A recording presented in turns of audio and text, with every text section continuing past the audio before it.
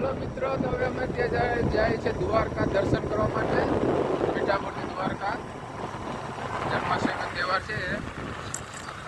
તો કેવો માહોલ છે તમને બતાડશું અને ત્યાંની રોનક પણ બતાડશું કે કાનુડાના સ્વાગત માટે કેવી તૈયારી કરી રાખી છે.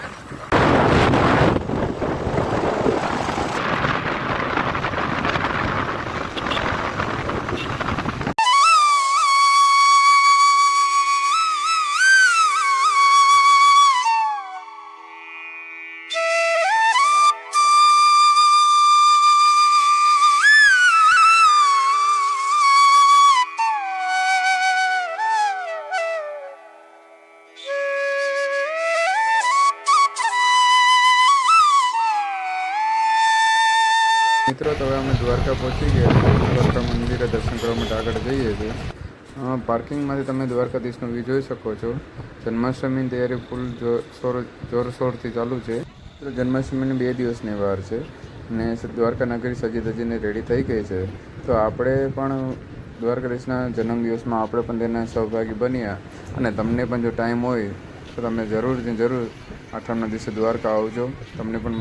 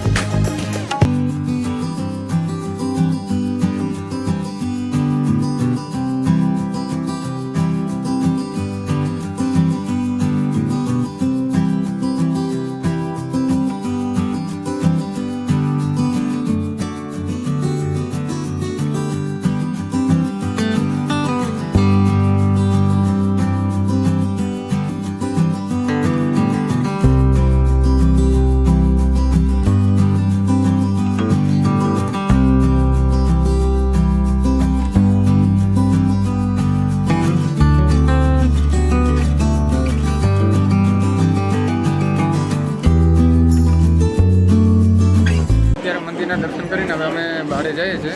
ત્યાં થોડુંક શોપિંગ મોલ આવેલો છે, ત્યાં શોપિંગ કરશું અને પછી અમે જઈશું આગળ નાસ્તો કરવા કે જમવા માટે.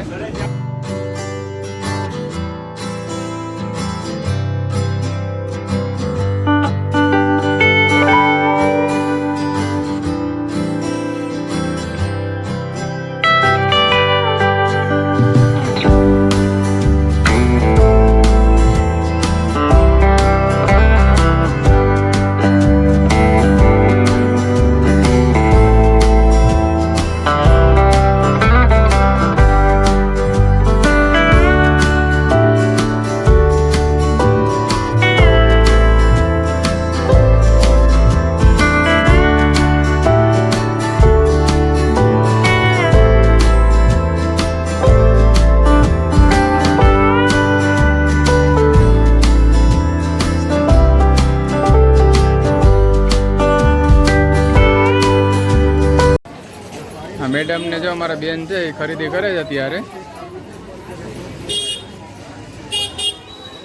દ્વારકાધીશની મૂર્તિ જોઈએ છે તો લેવાનો થશે તો લેશે. બંને જણા આરામથી જોવે છે.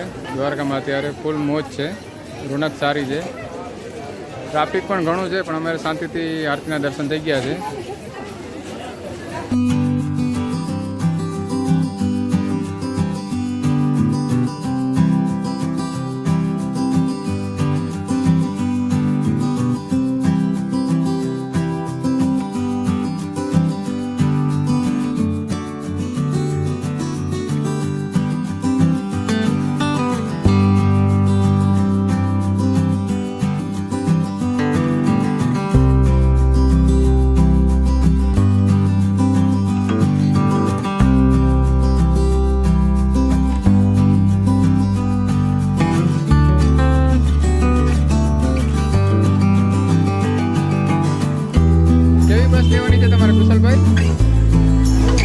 રેડ કલરની બસ લેવાની છે.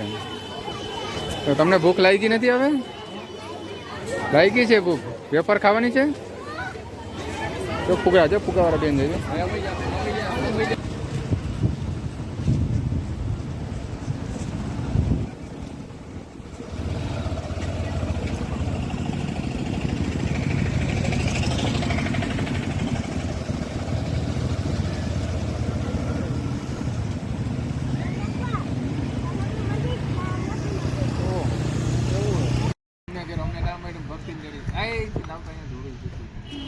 ભક્તિ કઈ દે મેં થોડી ના પાડી હતી, તમારે એ ઓર્ડર કરી દેવાય ને.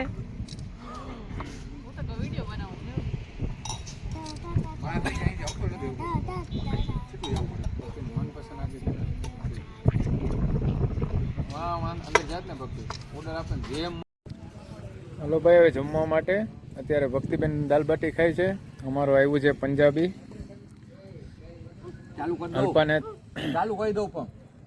હલો અત્યારે છે પંજાબી તવા મસાલા, રોટલી, છાશ, ડુંગળી, દાલ બાટી છે.